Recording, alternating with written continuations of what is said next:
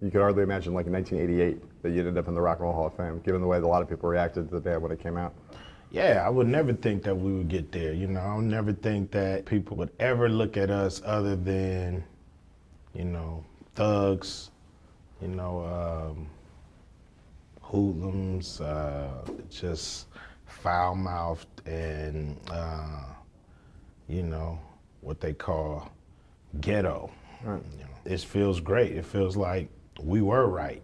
Everybody else was wrong. We were right. You made this point about how like rock and roll is not about the instruments you play, that it's about an attitude. I mean, it's a spirit. I think, the blues has that spirit. I think jazz has that spirit. Of course, traditional rock and roll, punk rock, and rap, hip hop, has that spirit of we're not gonna conform to what music say we should conform to. We are outside the box. We do things outside the box. We do it how we feel it. And I think music is always evolving. You got Grandmaster Flash, the Furious Five, Run DMC, the Beastie Boys, Public Enemy, and now you guys, that's, comes up to, if my counting is right, you're the fifth hip hop act to make it into the hall. Is that enough? Well, I mean, I believe it's some solo artists that deserve to be in there. I probably have a laundry list, but to me, that just speaks that hip hop needs its own Hall of Fame on this level, we'll put in a couple rock and roll acts. So you're not playing, right? You're not. No, you guys are not going to play. So how's it you guys ended up on stage tonight? That was one of the reasons I was going to go. Yeah, I mean, it just never happened. It's like when you got Dr. Dre and me and Ren and Yella, we wanted to do it real big, and I guess we was the only ones that really wanted to do it on the level that we wanted to do it. So it just couldn't happen. So we felt like if we couldn't put on the best show for the people that we possibly could, then it's probably better for us to just go enjoy the night and have fun with it. So I saw that interview you did in the Times, referred to you as a brash, political gangster rap. That was how he described NWA, right? So yeah. I just want to think about the word political in there. Like when you guys started out, did you think of yourselves as a political act? What were the politics of NWA? No, I mean, we said you're about to witness the strength of street knowledge, meaning you are about to witness, a knowledge coming off the streets or out the streets that you may not have ever witnessed before. We just wanted to be real. We just wanted to be honest. Street knowledge is a term to me. It means letting the streets know what the government, politics, police, whatever authority figures are doing up to, exposing them, and also letting, if the politicians are listening, letting them know what the streets think and how things are going, and hopefully there's some understanding that can be made in all this. You became like a flashpoint in a lot of ways. What was that like to experience that? And when you look back on it now, does it seem totally crazy to you that like you guys were at the center of so much controversy? Yeah, it was weird. And we didn't think the world cared what was going on in Compton, South Central, Watts, Long Beach. We didn't think nobody cared, but to speak on it and to do music and to get all this recognition, it was great. But also, we had to realize and grow up real fast because we felt the powers that be were kind of converging on us, at the time. And it became a freedom of speech issue.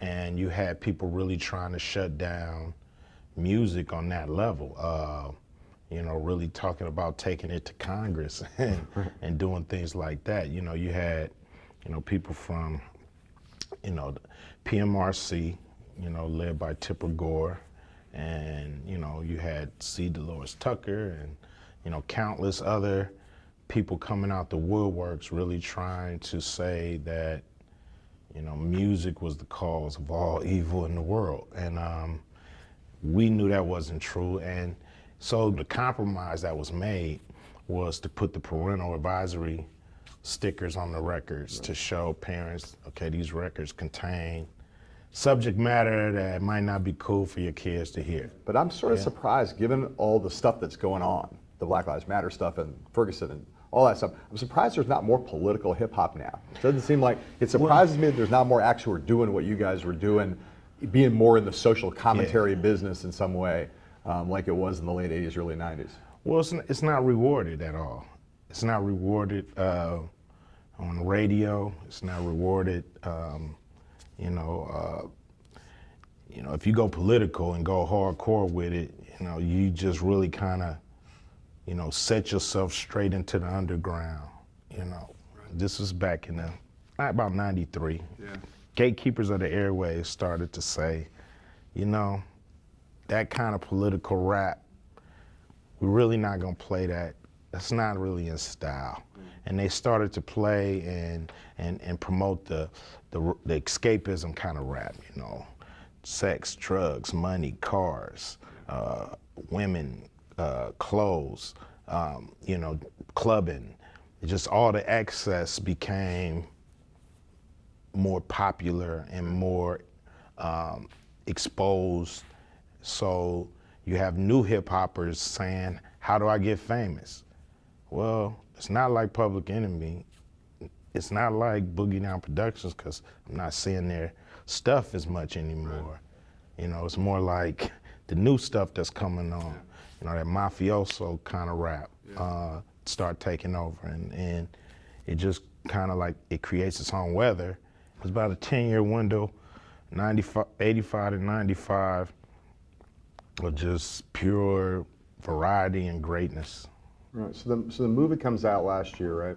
Straight Outta Compton, and it comes out at this moment when you got Ferguson, Baltimore, Staten Island, all these incidents of police brutality, and it was like a lot of the stuff that you guys were talking about in 1988, 1989 was suddenly like super relevant again to a bunch of stuff that was going on, right? In a lot of ways, it's a shame that the same thing we were going through is the same thing that's still happening, and not too much has changed with the behavior of the authorities on just realizing that it's not cool to prey on your own citizens. It's just never cool. So the movie was a huge success. A lot of people thought it was going to get some Academy Award nominations and didn't, right? You were proud of the movie, right? I'm very proud. Your son's in it, right? Yeah. Well, it was part of the controversy around the Oscars this year, right? The Oscars so white thing. Does that look to you like institutional racism? Do you look at the Academy and think, they got a race problem? I wouldn't say, it's institutional racism. It's just the way it's been, and it's the way it is, and it has to change. But that's the finish line. The Oscars is the finish line. It has to change at the starting line. That's where it has to change. We have to get, more movies greenlit and better quality movies greenlit. Straight Outta Compton movie was great because of the quality we was able to put into it, and still the movie costs under $30 million. It's a shame, you would, if you really put it in context, if they were doing Rolling Stones movie or, $30 million would probably be the wardrobe. So you need more black studio executives, more black producers, more black, film financiers, more like the whole structure of the industry. They just need to be more inclusive to their audience. Right. Their audience is totally diverse across the board, and they want to see stories about themselves. So the thing is, you want to service your customers with what they want, and of course we believe that the black experience in America or in the world is definitely movie worthy, and we want to tell more stories so people can understand who we are, just like we can understand who the Oscar so white people are. Right. Yeah. Yeah. Understand that pretty well. Yeah. We were talking about barbershop. You're wearing the T-shirt, the next cut, Yeah. right? Just coming out now. Talk about the way in which the gang violence that's happening in Chicago now is kind of a backdrop for the movie. Well, you can't really do an authentic movie about a barbershop on the south side of Chicago without talking about what's happening right outside the doors, dealing with the same problems our audience is dealing with. Calvin has a 14-year-old son now. He's trying to keep him out the streets, which is very universal to any parent trying to keep their kid on the right track. So, One of the things that was going on in the summer, like I said last summer when Straight Outta Compton came out, was the beginning of this Black Lives Matter movement. one race in the culture is being treated pretty unfairly, and it's probably more than one. It's probably a few that are being treated pretty unfairly by the system. So that has to be addressed. And I think the fact that you even have to say Black Lives Matter lets you know how bad the problem is. And I know a lot of people blur the lines and say, well, do Black Lives matter to Black people? Of course they do, and they talk about black on black crime, but all communities commit crime against their own. Yeah. So there's white on white crime, it's Mexican on Mexican crime, Chinese on Chinese, Japanese on Japanese, Indian on Indian, whatever. Right. Everybody does that. So what we're talking about and what they're talking about in Black Lives Matter is the government killing citizens. That is a whole different texture and a whole different argument, and it's apples and oranges to me. When the government is against you, who's with you in the country? That's the thing that people who don't understand the Black Lives Matter movement need to understand. When you feel that the government is against you, who's going to be with you? Bill Clinton was giving a speech down in Philadelphia and had a bunch of Black Lives Matter protesters came in and tried to shout him down. And they're upset. They remember back in the 90s when Hillary Clinton, running for president now, talked about gang members as super predators, and had used that kind of rhetoric to justify the notion of a lot of the tough crime policies that her husband and the Congress and all those people passed. Super predator. That's like the kind of stuff people used to say about the guys in NWA, right? And the culture that you guys represented. It seems crazy that we're still having this conversation in 2016. Yeah, I mean, things haven't changed. Like with the movie I said, the more things change, the more they stay the same. To call your own citizens super predators is pretty harsh, and and it's pretty big indictment. It's just like the term thug or hoodlum, it's just an easy brush to paint somebody with, and it's really not solving the problem. It's just making it worse because now you have, the people or the authorities feel like, okay, now they're justified at how they treat these so-called super predators. And what is that? Who is that? I mean, specifically, who are you talking about? Because, the thing back in the 80s, Daryl Gates and the LAPD, they did a war on gangs. Right, sure. But if I'm a Black kid that's not in a gang and but I look like a gang member to this white officer, then it's a war on me. So that's the problem with a term like super predators. Right. And for some reason, the Democrats feel like they're exempt from these protests. Like, we're Democrats. Why are you talking to us like this? Go talk to the Republicans. No.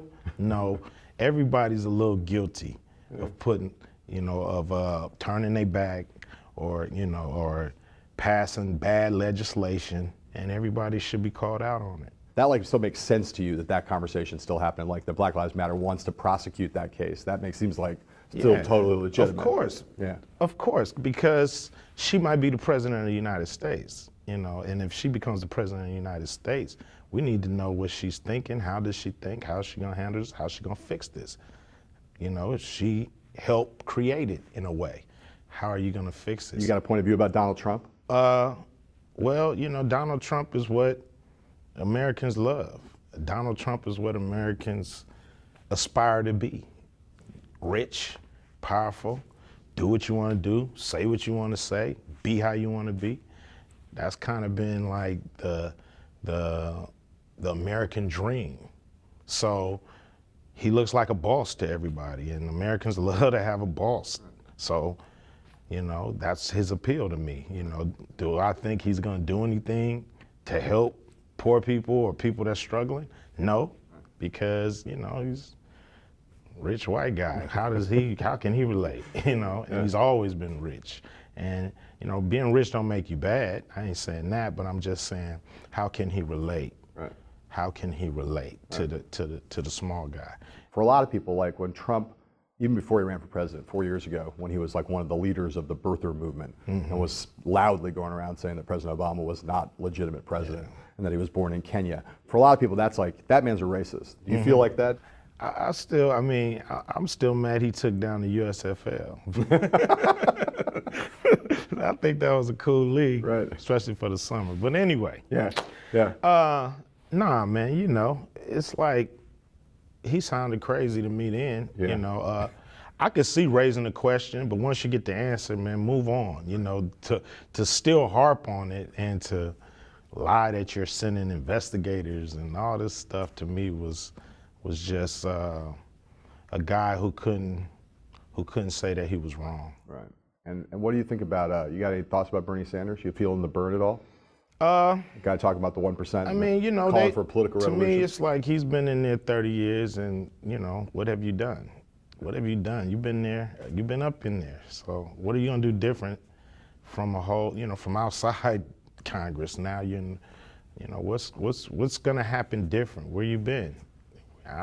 You know, so all of them to me got work to do to get my vote. What should they be talking about, right? I mean, again, does it mean talking about a lot of the stuff that Black Lives Matter cares about most? Talking about like trying to fix the problems in big cities, dealing with police issues, dealing with mass incarceration, all that kind of stuff. Is that the kind of stuff that matters?